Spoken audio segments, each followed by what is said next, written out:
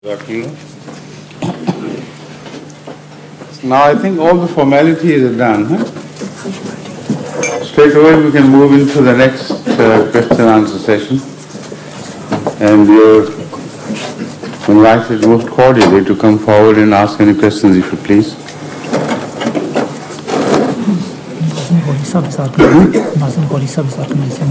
क्या? हाँ, Bishop, please. Sir, you want to say something? No, Hazur, I am asked to introduce the questioners. That's already done. Thank you. No, but I have invited one of the guests who is already here. So give him first opportunity as otherwise. And then if you want to read some questions, you can follow them later on. Introduce your name. Yes, yes.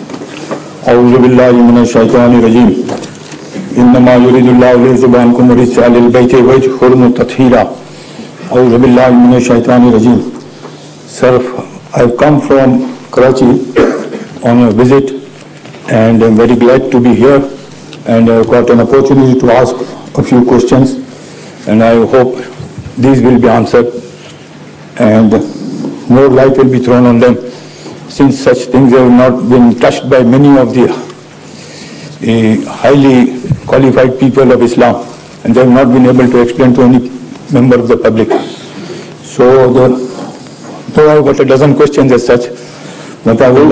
How many? About a dozen questions. If each of the guests has 12 questions to ask, we have to extend this session by about 30 or 40 times. Yes, but time available. As I can see a large amount of people around here, I will squeeze to the few questions. You don't know them.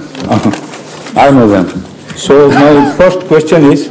Ask one question. Yes, please. And then we'll invite the next guest. Okay. Then if your turn comes again, then of course you are most welcome. Right, very well. Thank you. So my first and very basic question and a very important question is, in Quran they say, Wal huwa Quranun Majid fi lawhin mahfuz. Will you please explain us what is lawh mahfuz? The word law here in this context is not something made of stone or brick or any material. When God speaks His own language. And in the language of God, materialism is not involved. Whatever God speaks about Himself is not material. So number one, this should be understood. There is no such thing as a parchment or a stone tablet on which God had written the Holy Quran, because those who believe in this literally have also a contradiction in their belief, because they also believe that the Holy Quran is eternal and it was not created.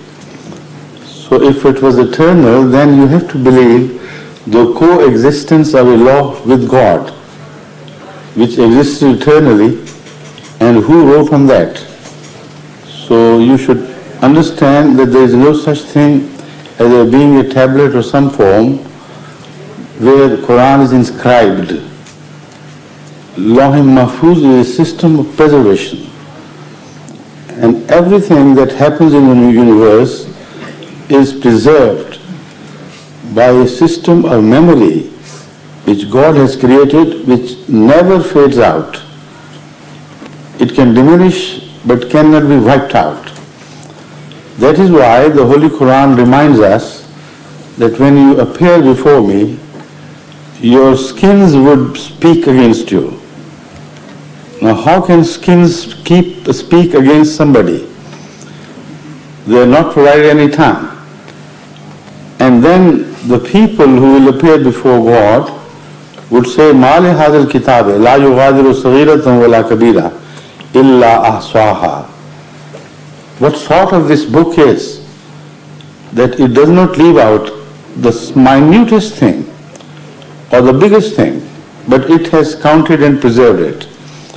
So I believe from my study of the Quran that God has a system of preservation of things which always keep their mark. They can be diluted, but once they appear, they can never be wiped out. And as a proof of that, we know the universal temperature of cosmos, which exists from the time of the Big Bang. Around 20 billion years ago it happened, but that the sound still exists and lingers on and on and on. Scientists can recreate it with the help of their instruments, but even if you project the age beyond by 20 million years, they believe that original sound will never be faded out of existence. So Lawh Mahfuz is that some system of preservation in which God's destiny is sort of preserved in a blueprint form. Because if He is everlasting, then the blueprint of creation which emanates from Him should also exist. But we can't understand beyond our five senses. And the Quran is talking of something beyond only by way of similarities. It makes it understand a little bit of that. Thank you. Next question, please. Next is Mr. Norman Allen from Southfield. Salam alaikum. So thank you for the courtesy of inviting your neighbours to this gathering.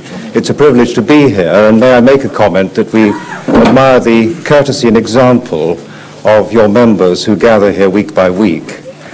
My question concerns the relationship between the Muslim world and the turmoil we see there, increasing fundamentalism, Muslim versus Muslim, Muslim versus Jew, Muslim versus Christian, which is a great sadness in the light of the Prophet's concern for peace. And you demonstrably pursue the cause of peace in the Ahmadiyya Brotherhood. So what is the position of the Ahmadiyya with regard to the fundamentalist violence that we see today in Egypt, in Bosnia, in Algeria, and many other places around the world? I'd be grateful for your views, sir. Thank you. I think your question is leading to a situation which does not exist as it appears to the Western viewers. Fundamentalism is attributed to Islam in the West. And by fundamentalism, what is understood is all but fundamentalism. Fundamentalism means one returns to one's sources and foundations. Literally it means that. But those who preach violence in the name of religion, whatever their name be, they do not draw their authority from their sources, but they draw their authority from the medieval behavior of their forefathers who happen to be in between the source and the present time. That is why they have no authority whatsoever to quote from Quran, from Hadith, from the very conduct of Hadhrat Muhammad Rasulullah sallallahu alaihi wasallam. This afternoon, a delegation from Sweden and England gathered together to ask me some questions, and this was one of those. So I reminded them that if you went about judging Christianity from the behavior of Christians of a certain time, of a cross-section of the history. Let's, for example, return to Spain, our acquisition. Nobody would dare to raise his voice against their conduct by saying it is non-Christian. And nobody would believe if anybody raised their voice. But now looking back in the afterlight of history, we know it was most un-Christian-like behavior which they pursued in the name of Christianity. So a behavior, a conduct pattern of a people who belong to a religion is not an authentic representation of that religion. For that you must go to the sources of the religion, and particularly the understanding of that religion by the founder prophet of that religion.